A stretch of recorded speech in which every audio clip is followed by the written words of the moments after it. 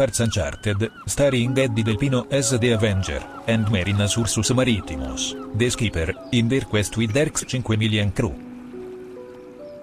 Previously Eddy booked the crew to visit the various yards and potential cruisers.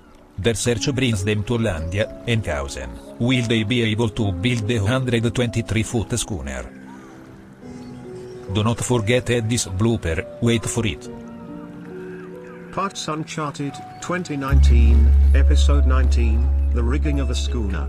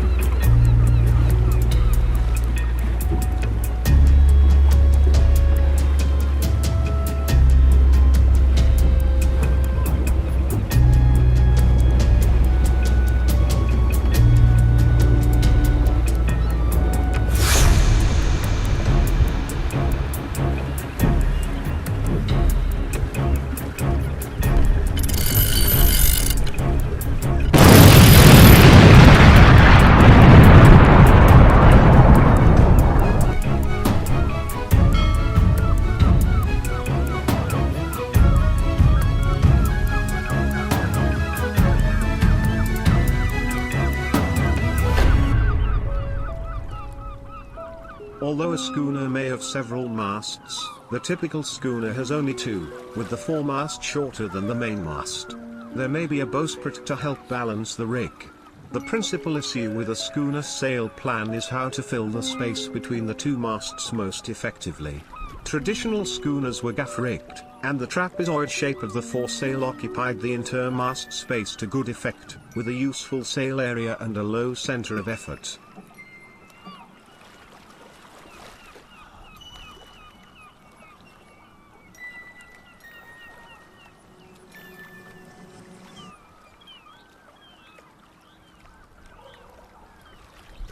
A Bermuda-rigged schooner typically has four triangular sails, a mainsail, a mainstaysail abaft the foremast, plus a forestaysail and a jib, or genoa forward of the foremast. An advantage of the staysail schooner is that it is easily handled and reefed by a small crew, as both staysails can be self-tacking. The mainstaysail will not overlap the mainsail, and so does little to prepare the wind for the mainsail, but is effective when close hauled or when on a beam reach.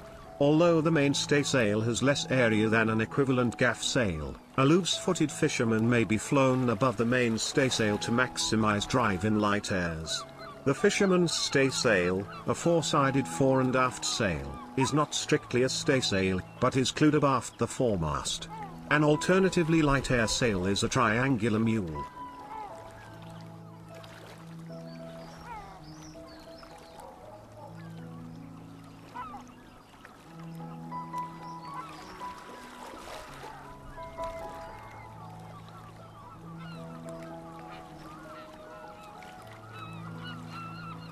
Some Bermuda schooners have, instead of a mainstaysail, a rectangular boomed sail clewed to the foremast, but although it can be self-tacking, it will be smaller in area than a mainstaysail and its use complicates flying a fisherman. Sailing vessels with a single mast will typically be sloops or cutters, either with a Bermuda or gaff mainsail. There is little justification for the cost and complexity of a second mast unless the vessel is reasonably large, say above 80 feet.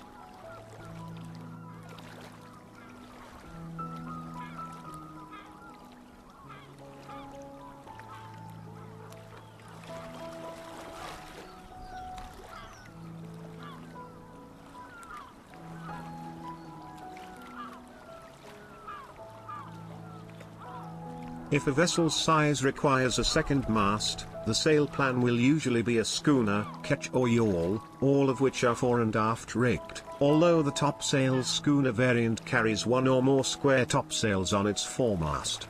The two topsail schooner variant carries square topsails on both the mainmast and the foremast. The schooner may be distinguished from both the yawl and the ketch by the disposition of its masts, and thus the placement of the mainsail. On the yawl and ketch, the mainsail is flown from the forward mast, or mainmast, and the aft mast is the mizzen mast. A two-masted schooner has the mainsail on the aft mast, and its other mast is the foremast. Compared to a single-masted vessel, all the two-masted vessels can have a lower center of pressure in the sail plan.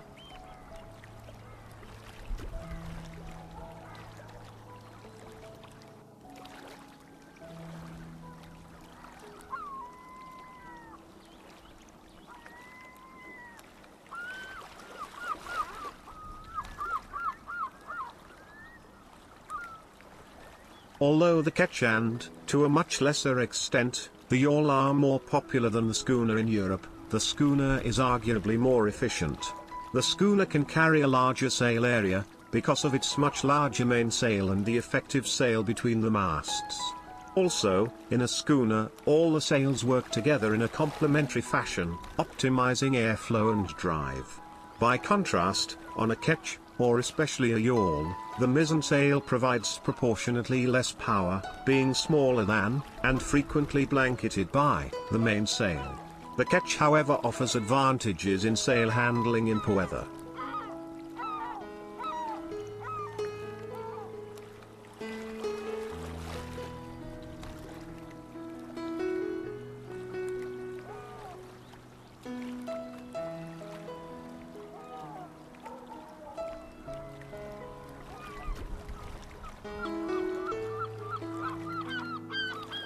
The first detailed definition of a schooner, describing the vessel as two-masted vessel with fore and aft gaff-rigged sails, appeared in 1769 in William Falconer Universal Dictionary of the Marine. According to the language scholar Walter William Skeet, the term schooner comes from schoon, while the sch spelling comes from the later adoption of the Dutch spelling schooner. Another study suggests that a Dutch expression praising ornate schooner yachts in the 17th century, een schoonskip, may have led to the term schooner being used by English speakers to describe the early versions of the schooner rig as it evolved in England and America. The Dutch word schoon means nice, clean, good-looking, sexually arousing, or horny.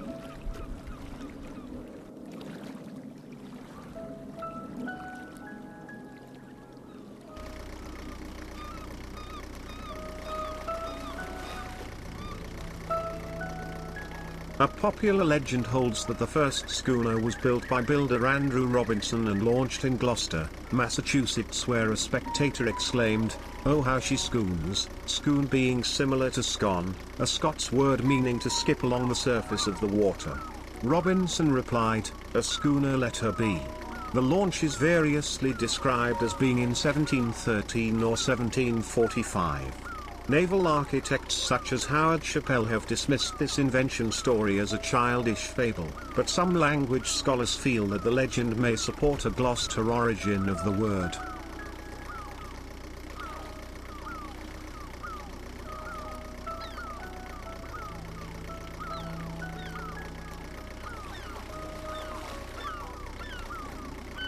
Although mostly associated with North America, schooners were first used by the Dutch in the 16th or 17th century. They were further developed in North America from the early 18th century, and came into extensive use in New England. Schooners were popular in trades requiring speed and windward ability, such as slaving, privateering, blockade running, and offshore fishing. In the Chesapeake Bay area several distinctive schooner types evolved, including the Baltimore Clipper, Bugeye, and Punjee. Schooners were also popular among pirates in the West Indies during the golden age of piracy, for their speed and agility. They could also sail in shallow waters, and while being considerably smaller than other ships of the time period, such as frigates and galleons, they could still hold enough cannons to intimidate merchant vessels into submission.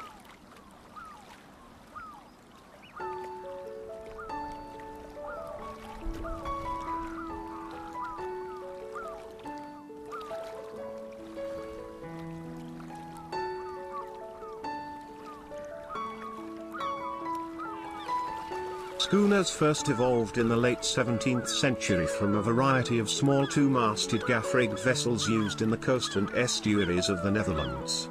Most were working craft, but some pleasure yachts with schooner rigs were built for wealthy merchants. Following the arrival of the Dutch stateholder William of Orange on the British throne, the British Royal Navy built a royal yacht with a schooner rig in 1695, HMS Royal Transport. This vessel, captured in a detailed Admiralty model, is the earliest fully documented schooner. Royal Transport was quickly noted for its speed and ease of handling, and mercantile vessels soon adopted the rig in Europe and in European colonies in North America. Schooners were immediately popular with colonial traders and fishermen in North America, with the first documented reference to a schooner in the United States appearing in Boston port records in 1716. North American shipbuilders quickly developed a variety of schooner forms for trading, fishing and privateering. Essex, Massachusetts, was the most significant shipbuilding center for schooners.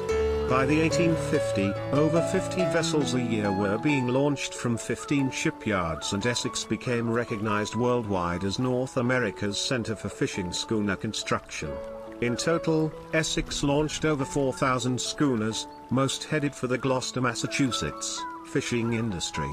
Bath, Maine, was another notable center, which during much of the 19th century had more than a dozen yards working at a time, and from 1781 to 1892 launched 1,352 schooners, including the Wyoming. Schooners were popular on both sides of the Atlantic in the late 19th and early 20th centuries, long dominating yacht races such as the America's Cup, but gradually gave way in Europe to the cutter. It is no wonder the Xcinquemilians have chosen for this kind of vessel, to be able to outrun the French of Le Bureau des Légendes.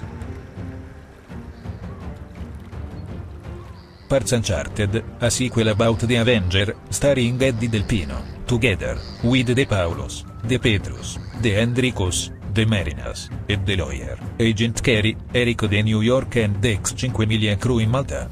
Recorded and followed by Red, the cameraman, Canon, the Clipper, DJ, the Flying Chopper. They are traveling in the search of their new destination, which will take them to places uncharted. They are chased by the French, Le Bureau des Légendes, across the Southern Ocean and the Pacific, to endure the freeze of the Arctic.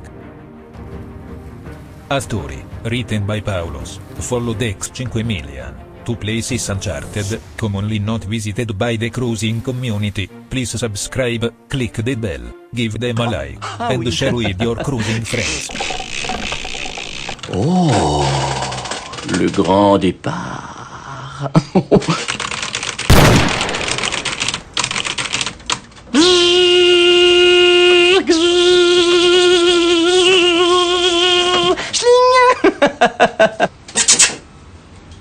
Comment je vous dois? 850 €.